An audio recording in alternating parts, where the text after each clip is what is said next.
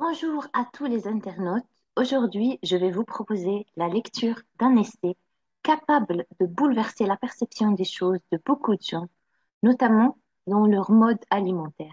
Il s'agit de Gnostic du célèbre journaliste, écrivain et homme politique Aymeric Caron.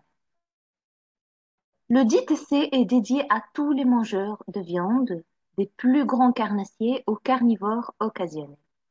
Dans l'avant-propos, nous trouverons d'abord l'idée de l'angoissante tristesse du végétarien qui se sent exclu, souvent incompris par une majorité, et qui subit des actes de végétarophobie à cause de ses choix alimentaires. On a également une petite idée sur le quand et le comment l'auteur s'est converti en végétarien. Il atteste que ce choix d'être végétarien sera celui des 10 ou 15 milliards d'hommes et de femmes qui composeront alors l'humanité, ne sera pas vraiment un choix, il sera dicté par la nécessité. Nous allons cesser de manger des animaux d'abord pour des raisons pratiques, parce que nous n'aurons pas les moyens de répondre à la demande croissante de la viande, liée notamment à l'explosion démographique. Ensuite, parce qu'il nous faudra renoncer à un système d'élevage hyper productiviste qui empoisonne autant qu'il nourrit. Cet avant-propos s'achève sur une citation de Claude Lévi-Strauss exprimant la même certitude. Un jour viendra où l'idée que, pour se nourrir, les hommes du passé élevaient et massacraient des êtres vivants et exposaient complaisamment leur chair en lambeaux dans des vitrines inspirera sans doute la même répulsion qu'aux voyageurs du XVIe ou du XVIIe siècle, les repas cannibales des sauvages américains, océaniens ou africains. L'avant-propos est suivi d'une partie intitulée Le rien et le lien, dans laquelle l'auteur explique les nuances entre végétarien, végétalien et vegan, ou encore d'autres notions comme le flexitarisme. Il y donne également des informations approximatives sur le nombre de végétariens dans le monde. Pour étayer sa thèse, Aymeric Caron liste toutes les raisons pour lesquelles le monde sera bientôt végétarien. Donc, le reste de l'essai est divisé en 8 parties, dont chacune constitue un argument valable pour cesser de consommer la viande. Raison numéro 1, parce que la viande détruit la planète. Cette première partie s'ouvre d'abord sur une citation célèbre du plasticien sculpteur américain Paul McCartney. Si quelqu'un veut sauver la planète, tout ce qu'il doit faire est simplement de cesser de manger de la viande. C'est la chose la plus importante à faire. C'est stupéfiant quand on y pense bien. Le végétarisme règle tellement de choses d'un seul coup, l'écologie, la famine, la cruauté. Ensuite, on explique comment nos élevages abîment la planète, exposant l'homme en danger. Néanmoins, l'auteur affirme que depuis la révolution industrielle, la viande n'est pas l'unique responsable, mais elle contribue largement au désastre qui s'annonce. Pour s'en rendre compte, l'écrivain nous dresse un panorama de la consommation de viande dans le monde avec des chiffres qui indiquent qu'on n'a jamais mangé autant de viande jusque-là et que les pauvres en mangent moins que les riches. Dès que le niveau de vie d'une population augmente, la viande est abondante. Et là, le penseur soulève la question pertinente, que se passera-t-il d'ici 50 ans lorsque la population mondiale sera multipliée avec notre propension récente à nous reproduire plus que de raison pour reprendre les termes de l'auteur? Notre planète peine déjà à supporter ce poids actuel et elle ne grossira pas proportionnellement au fur et à mesure de la croissance démographique. Et si nous vivions tous comme des Américains, il nous faudrait alors 3 planètes.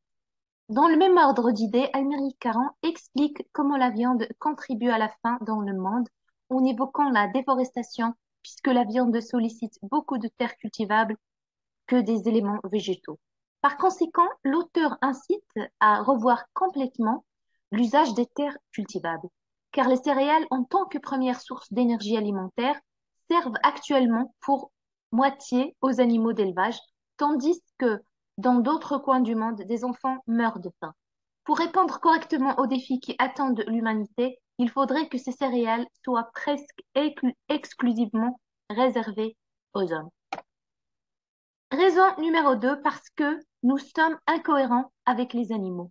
Dans cette partie, l'auteur nous fait part de son voyage au Québec où il a visité l'hôtel Balto, un hôtel de luxe réservé aux chiens et chats. Et il raconte les soins et les services proposés à ces animaux de compagnie, alors que 15 ans plus tôt, lors d'un voyage en Chine, il a découvert des chiens et des chats dans des cages destinées à être mangés dans des conditions atroces. Et le pire, c'est que selon leurs croyances, plus l'animal a souffert, plus le goût de la viande est meilleur. Ceux-ci donc sont bien torturés avant d'être tués. Des questions d'ordre philosophique s'imposent comme pourquoi on réserve aux représentants d'une même espèce des traitements radicalement opposés alors qu'ils n'ont rien demandé.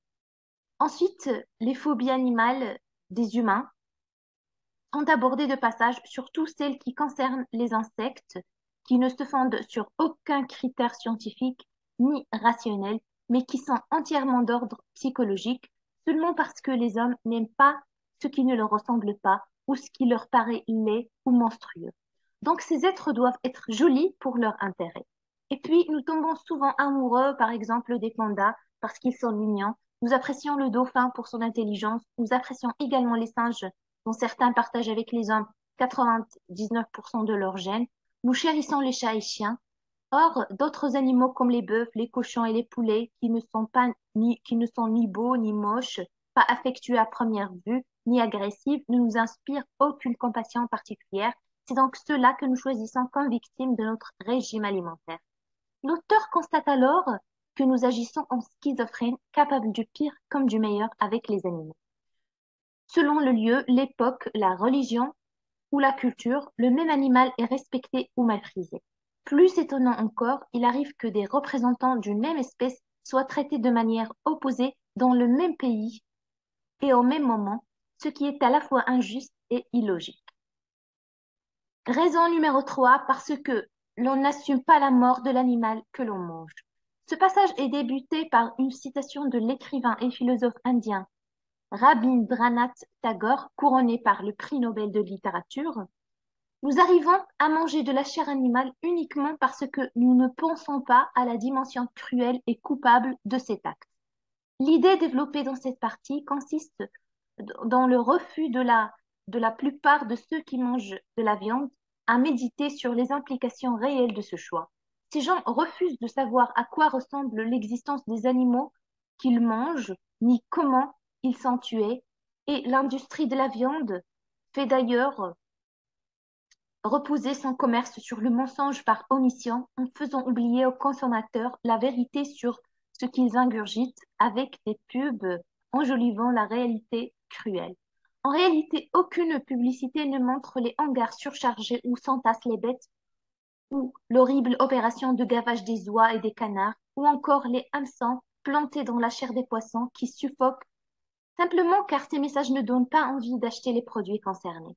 Alors, l'auteur constate que plus nous nous déconnectons des réalités de l'élevage moderne, plus nous nous enfermons dans un déni qui nous arrange.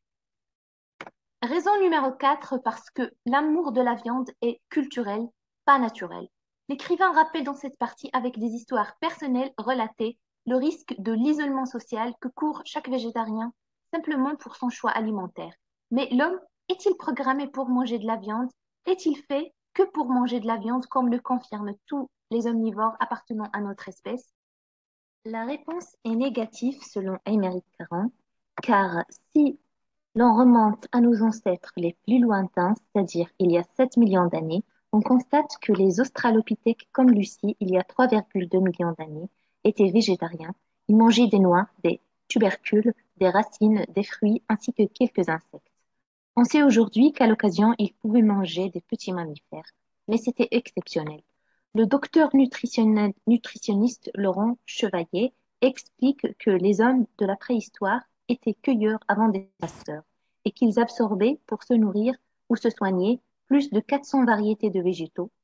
Il y a 2,5 millions d'années, ou un peu moins, l'Homo habilis a vraiment commencé à manger la viande, mais comme un charognard, en récupérant celle des proies tuées par d'autres animaux.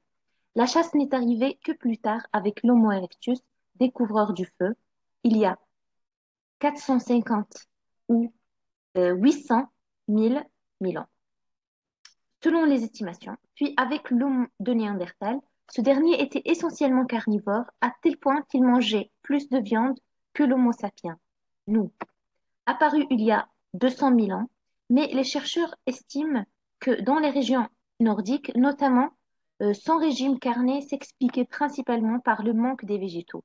Puis intervient la révolution du néolithique, vers 10 000 ans avant Jésus-Christ. L'homme quitte son statut de chasseur-cueilleur pour devenir agriculteur-éleveur.